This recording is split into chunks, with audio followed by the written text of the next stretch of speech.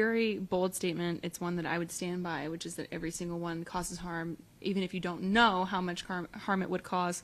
Dr. Sherri, what do you say to someone who says, hey, like I've had all my vaccines and I'm fine? Do you really think you're fine?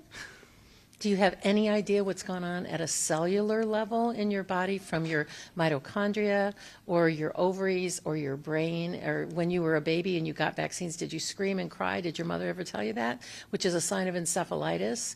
And what if your IQ would have been... Encephalitis, which is brain damage. Brain inflammation. And what if your IQ was really meant to be 15 or 20 points higher? Mm-hmm. You would not know that. So, and how would something like a vaccine cause brain inflammation?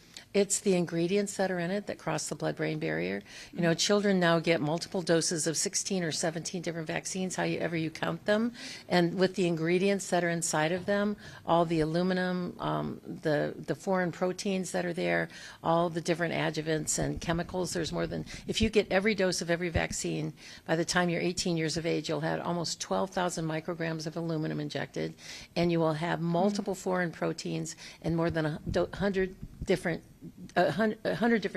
chemicals that are injected. And when you say foreign proteins, that could also include aborted fetal cell lines. That is a foreign protein. Mm-hmm. So you've got cells from monkey kidneys, you've got cow blood, chicken parts, you've got cells from aborted fetal tissue, you've got cells from Chinese hamster ovaries, you've got cells that come from bugs. There's also from the armyworm that they use to make vaccines for some of the flu shots.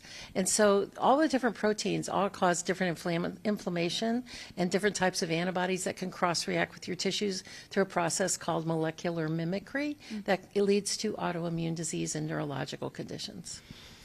So you're saying that we're injecting foreign proteins into people via vaccination, and because it's never really happened before, right? I mean, how is that delivery versus the normal delivery of a pathogen, right? Normally you would ingest in some way, you would breathe it in, or it would come in contact with your nose and mouth and eyes, versus injecting directly into the muscle.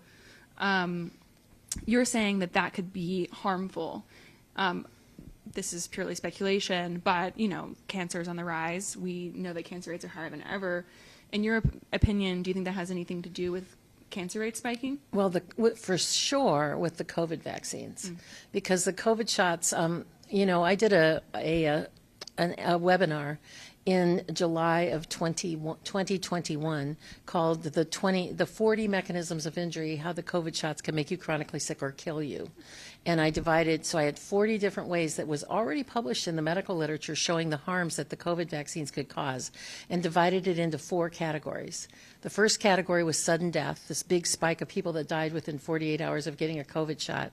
And then then the next classification is called, they're now calling them spikeopathies, that would start within 4 to 5 years after your most recent COVID shot. The spikeopathies are the myocarditis and the kidney disease and pancreatitis and Alzheimer's and all those things. The third category was autoimmune disease, that I had talked to 2 immunologists who said, you know, about 10 years from now, we're going to see almost everyone that's had a COVID jab with some level of autoimmune disease. Then there's the fourth category of kind of other, and in that other category was this big spike of infertility and this big spike in all kinds of cancers. And they even developed a new term for it called turbo cancers that was not even in the medical vernacular before the COVID shots. And the reason they call them the reason they call them turbo cancers is because of how fast they onset and how fast they can cause demise. It can be from the time it's diagnosed to the time that people die, it can be a matter of months, weeks, sometimes even days. Which in some ways is unprecedented. It is correct? Absolutely unprecedented. And we're seeing all kinds of cancers in children, like 8 to 12-year-old children. These are the types of cancers like colon cancer and breast cancer and prostate cancer that you usually see in people 60 years of age and older that are now happening in young people who got the COVID jabs. So yes, we know that that's for sure, and that the cancer rate is continuing to rise precipitously, particularly in the population of people that got COVID jabs.